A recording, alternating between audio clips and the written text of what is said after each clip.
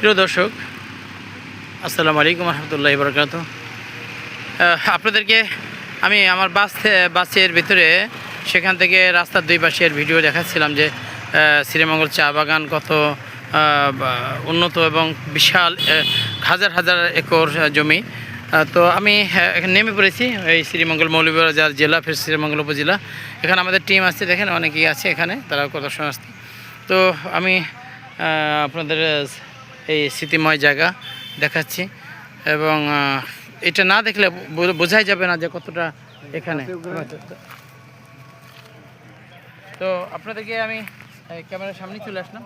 এই যে চা পাতা, আপনি দেখবেন যে এই যে আমাদের তা বলা যায় কোমর সমান গাছ, এই যে এরকম অসংখ্য গাছ। আপনি আশ্চর্য হবেন যে এরকম এইভাবেই এখান থেকে যে বাতি বা যেগুলো পেকেছে সেই পাতা সেটি কিন্তু অত্যন্ত সুন্দর এবং সেটা অত্যন্ত সুন্দর।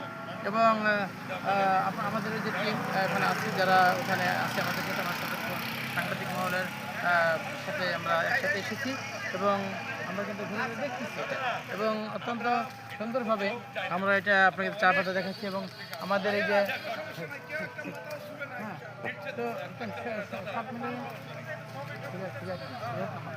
তো আমাদের সাংবাদিক মহলের সাথে ভিডিও করতেছেন আমাদের বাকি ভাই এবং আমাদের ইদ্রিস আলী জমাদার ভাই আমার সাথে যাচ্ছেন, যে আমরা এই যে চা পাতা ধরে ধরে দেখাচ্ছি আপনাদেরকে।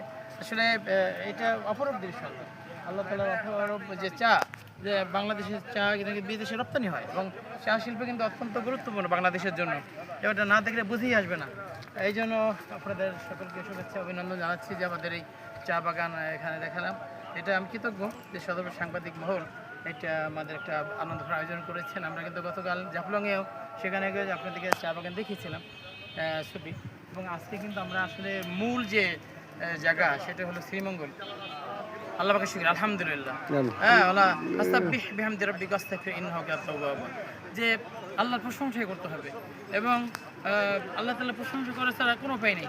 আপনারা দেখতে পাচ্ছেন চতুর্পাশে এবং অসংখ্য দর্শনার্থী কিন্তু গাড়ি ভরে ভরে আসতেছে এখানে দেখার জন্য। চতুর্পাশে একেবারে আপনি চারদিকে যদি আমরা ঘুরে ঘুরে দেখাই এবং আমরা যদি ঘুরে ঘুরে দেখাই, আপনারা দেখবেন এই পাশে চতুর্থ রাস্তা এবং এখানে কিন্তু আমরা যদি ঘুরে ঘুরে দেখি এটা কিন্তু শেষ করা যাবে না। মানে আমরা তো একটা শুধু রাস্তার পাশে দাঁড়িয়েছি যাতে একটু বেশি সময় আমার হাতে নেই, আমরা কিন্তু সামান্য সময় জন্য এসেছি। তবে আমরা মানে এখানে যারা আছে তারা বলছে যে আপনি যদি সারাদিন দেখেন তাও শেষ হবে না।